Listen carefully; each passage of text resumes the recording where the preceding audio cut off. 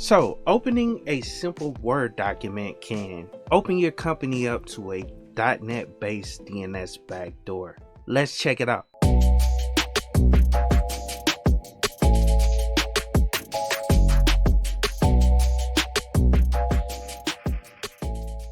What's up, guys? It's Josh back with another video, and we are back with some more cyber news. And I thought this was a super interesting article. I seen it a couple weeks ago, but I didn't have the time to cover it. But I'm circling back around and I want to cover it now. But this is a interesting article, and this covers a new way of hacking groups conducting attacks on companies within the energy and telecommunications sector. So, without further ado, let's just go on and hop over to the article and read about it. Also, before we move forward, I wanted to give a quick shout out to CIQ as the official supporter of Rocky Linux, which I think is one of the best replacements for your CentOS server. If you haven't been paying attention, Red Hat announced in 2021 it will be going away with CentOS as the downstream clone for Red Hat, and Rocky Linux is here to pick up the pieces.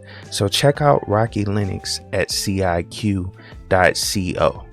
Alright, as you can see from the title, it says Iranian hackers target energy sector with new DNS backdoor. And one thing that really made me want to look at this or show this article, they are basically using a Word document, a macro enabled Word document, in order to take advantage of this backdoor.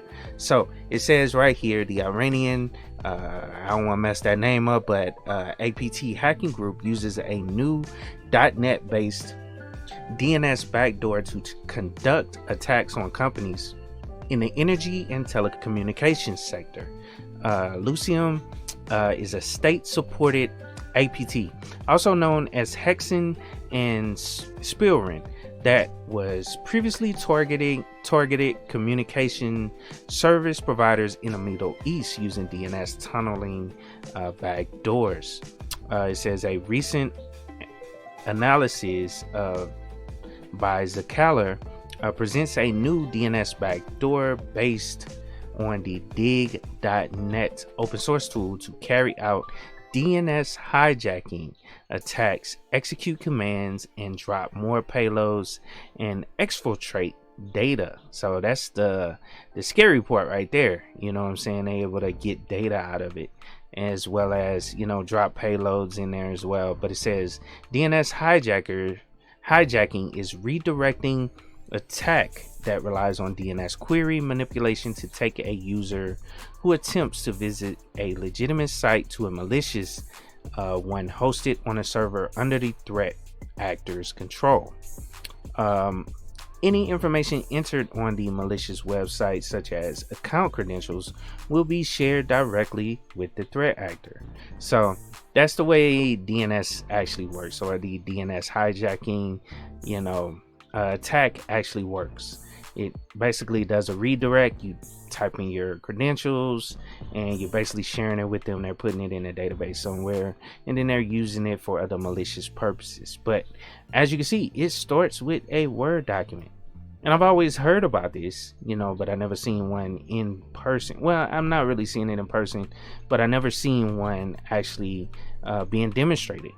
Now I've seen how to create them in Kali Linux. There's a way to actually create malicious, you know, documents, you know, Excel documents or just PDFs, any type of document. You can store stuff into a document. You can store, you know, malicious code in a picture, you know, to exploit a specific attack. But it says the attack begins with a Word document containing malicious macro downloaded from a website, pretending to be a news site. The file is masked as a new report with an Iran military affairs topic. So as you can see, they kind of pull up the code right there. That's, you know, .NET.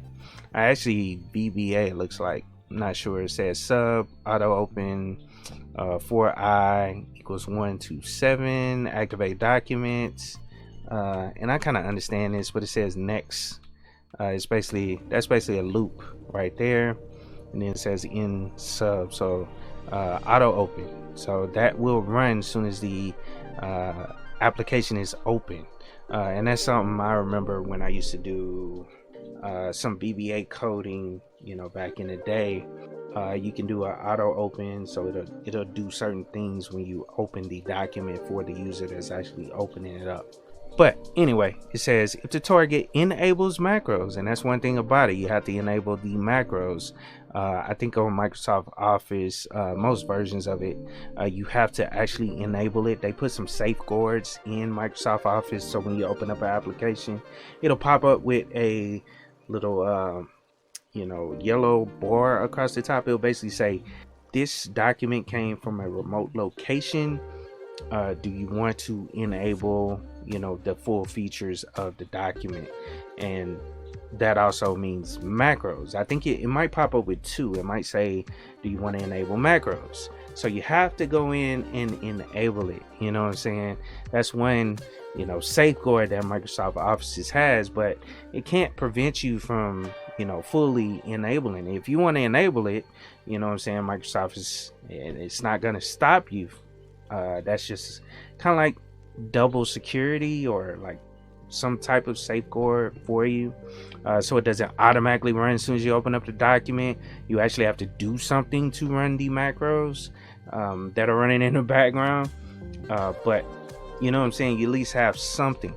But as you can see under this auto close, it actually writes out this binary to the startup directory, and as you can see, it says the .NET DNS Backdoor dropped into the start folder using the auto close function. So that's exactly what it's doing in the background.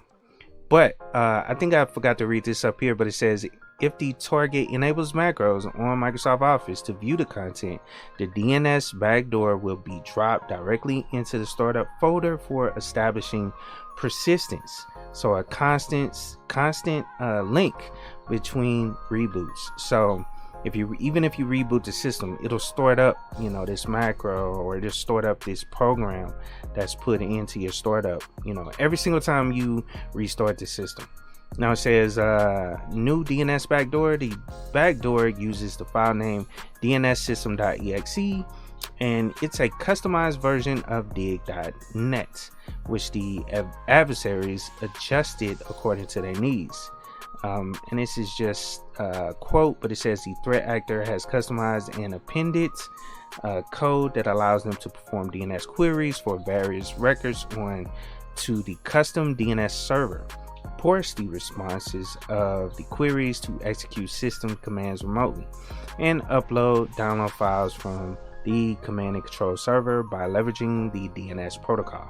It says the malware sets up a DNS hijacking server by acquiring the IP address of the cyberclub.1 domain and generate a MD5 based on a victim's username to serve as a unique victim ID. So that's crazy, you know what I'm saying? You can see it right here, concatenation of information, IP address. So if you read through this code, you kind of figure it out, but it generates a UID, a unique identifier, concatenate of information, so basically putting it together.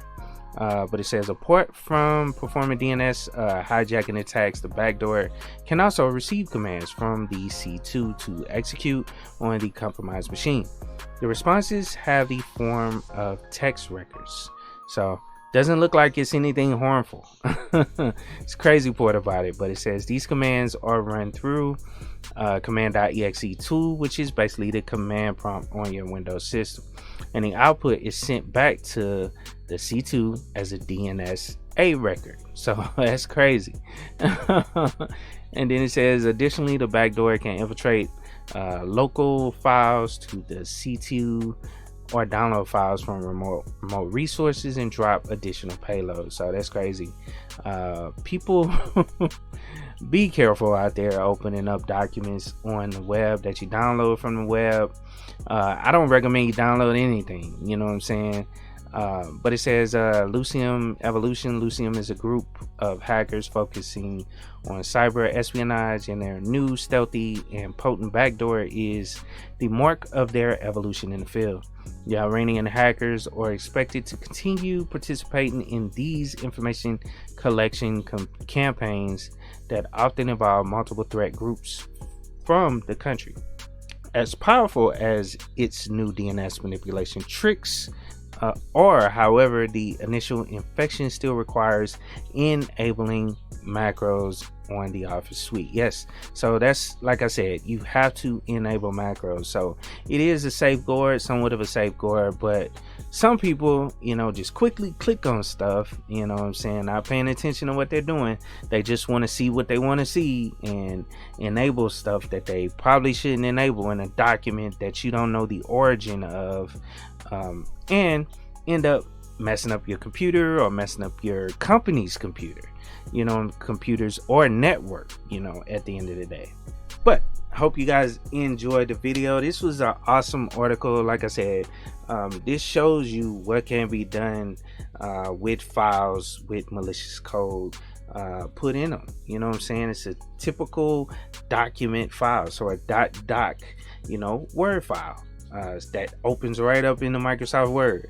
What I'm saying? As long as you don't enable macros, then you're good. But at the end of the day, you still have to be mindful of what you're actually downloading and what you're looking at and what you opening up on your system, because you can easily get hacked. Now, I hope you guys enjoyed the video. Please like, share, and subscribe to the channel. If you have any questions, leave comments down in the comments below. And I also want to hear your thoughts on this article, and if you've ran into any malicious documents in the wild and what you've done, especially my cybersecurity professionals out there, or guys that are getting into the cyber field. If you've analyzed any documents that have malicious code in it, or malicious macros, or something to that effect within the actual document, I would love to hear what you guys have seen out there in the wild. But hope you guys have a wonderful night, and of course, keep it techie.